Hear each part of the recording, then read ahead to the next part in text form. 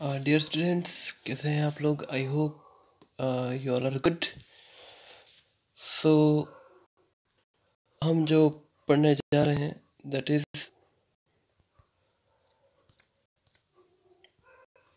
आज का जो हमारा टॉपिक है वो ब्रिटिश भू राजस्व व्यवस्था और भारतीय किसानों की जो ऋणग्रस्तता है उस पे रहेगा।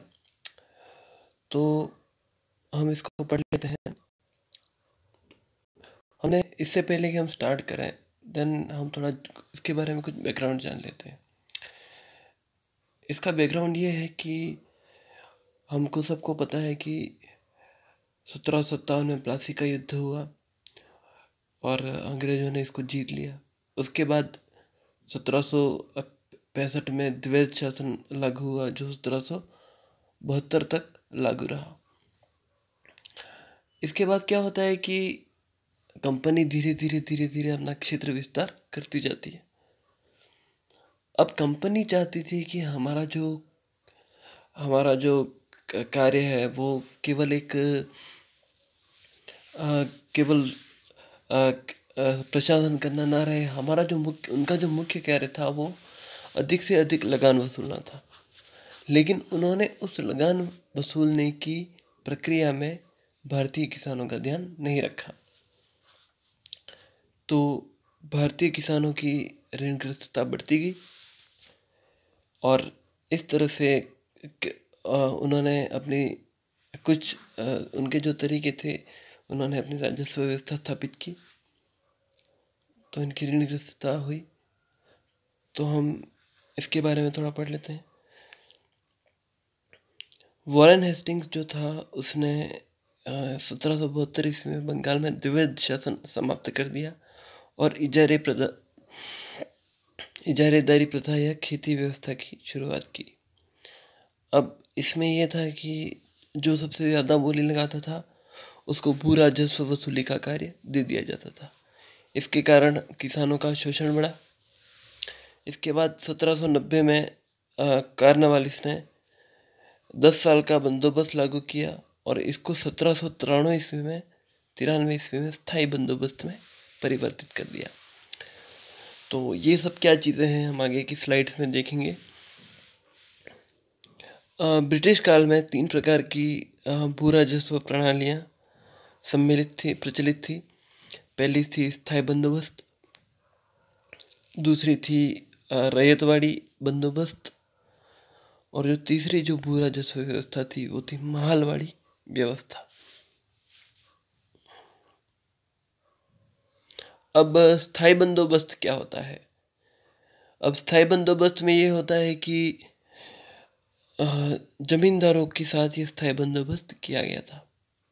इसमें जमींदारों की भूमि का स्वामी मान लिया गया। जैसे आपको मैं बता दूं, यहाँ पर मान लीजिए एक पर्टिकुलर क्षेत्र है जहाँ पर एक जमींदार नियुक्त है। अब इस भूमि का जो मालिक है वो जमींदार है और ये कंपनी है और ये किसान है।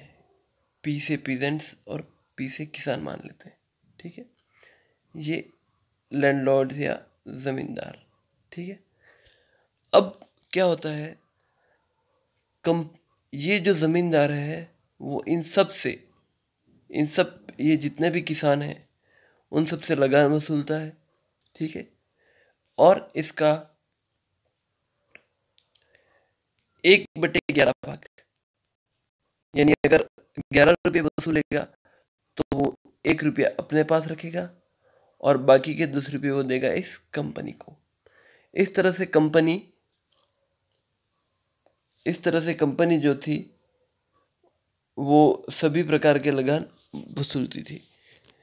इसको सूर्यास्त कानून भी कहा जाता था, क्योंकि जो निश्चित तिथि थी और उसके सूर्यास्त तक अगर जमींदार ने ये जमीन नहीं वो कराए, ये लगान वसूल नहीं करके दिया तो जमींदारी को जब्त कर लिया जाता था। अब क्या हुआ कि इसमें जमींदार भूमि के मालिक बन गए और किसान जो थे वो पूरी तरह से जमींदारों की दया पर निर्भर हो गए। ये व्यवस्था बंगाल, बिहार, उड़ीसा, उत्तर प्रदेश के वाराणसी और उत्तर कर्नाटक के क्षेत्रों में लागू थी। इसके अंतर्गत ब्रिटिश भारत के क्षेत्रफल का लगभग 19% हिस्सा शामिल था। इसके बाद रैयतवाड़ी व्यवस्था। रैयतवाड़ी व्यवस्था का जन्मदाता जो है वो थॉमस मुनरो को माना जाता है। इसको तमिलनाडु के बारामहल जिले में, मुंबई प्रेसिडेंसी में, मद्रास, बम्बई, पूर्वी बंगाल, असम आदि क्षेत्रों में लागू किया गया। इसमें किसान भूस्वामी होते थे और वे स्वयं कुल उपज का 33% से 55% के बीच टैक्स अदा करते थे। जैसे मान लीजिए भूमि है और ये है किसान की, ठीक है। अब ये क्या करेगा, लगभग 55%, 33 से 55% तक 33 से 55% तक इसको टैक्स को देगा कंपनी को। लेकिन ये लगान 33 से 55% बहुत ज़्यादा है। तो क्या होता था कि अक्सर ये होता था कि वो इतना लगान चुका नहीं पाते थे। लगान चुकाने के चक्कर में वो उनकी बचत नहीं होती थी और किसी भी मौके पर उनको इन महाजनों के चक्कर में पड़ना पड़ता था। तो इस तरह से वो कर्ज में फंस जाते थे। इसके बाद महलवाड़ी व्यवस्था। महल का अर्थ होता है गांव। इसको तालुकदारी अथवा मध्य प्रांत में मालगुजारी व्यवस्था भी कहा जाता था। इस व्यवस्था में क्या होता था कि संपूर्ण ग्राम जो था, पूरा गांव था, उसको एक महाल मान लिया जाता है। इसको एक राजस्व की इकाई मान लिया जाता है। जैसे मान लीजिए पूरा गांव है और यहाँ पर विभिन्न लोग हैं, ठीक है, और यहाँ पर एक मुखिया है, ठीक है। तो ये पूरा गांव मिलकर टैक्स अदा करता था और मुखिया उस टैक्स को कंपनी को दे देता था। तो इस तरह से ये महलवाड़ी व्यवस्था थी। ये व्यवस्था जो थी वो उत्तरी पश्चिमी प्रांत, अवध, मध्य प्रांत और पंजाब के कुछ हिस्सों में शामिल थी। इसमें भी लगान काफ़ी अधिक था और ये व्यवस्था 30 वर्ष के लिए लागू थी। तो इस तरह से 3 जो मुख्य व्यवस्था हैं वो थी। अब किसानों की ऋणग्रस्तता क्या है? ब्रिटिश औपनिवेशिक शासन ने भारतीय कृषि ढांचे को चौपट कर दिया। बिल्कुल, क्योंकि ब्रिटिश जो औपनिवेशिक व्यवस्था थी वो चाहती थी कि इंग्लैंड का विकास हो, अब चाहे वो भारत के किसानों की कीमत पर ही क्यों न हो। अत्यधिक भू राजस्व से किसानों की स्थिति दयनीय हो गई और लगान के दबाव के कारण परंपरागत जो सामाजिक, आर्थिक और राजनीतिक ढांचा था वो बिखर गया। नकद फसलों के उत्पादन को अंग्रेजों ने बढ़ावा दिया क्योंकि वो नकद फसलें चाहते थे और इससे खाद्यान्न उत्पादन काफ़ी प्रभावित हुआ।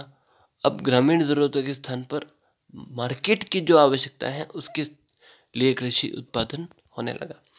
यानी अब जो धान्य उगाया जाता था वो ग्रामीण आवश्यकताओं के लिए नहीं बल्कि बाजार की आवश्यकताओं के, यानी कौन सी फसल से बनी हुई चीज़, जैसे कपास है, वो जो व्यापारिक फसल है, कपास है, गन्ना है, ये व्यापारिक फसल, नील है, ये व्यापारिक फसलें कहलाती हैं।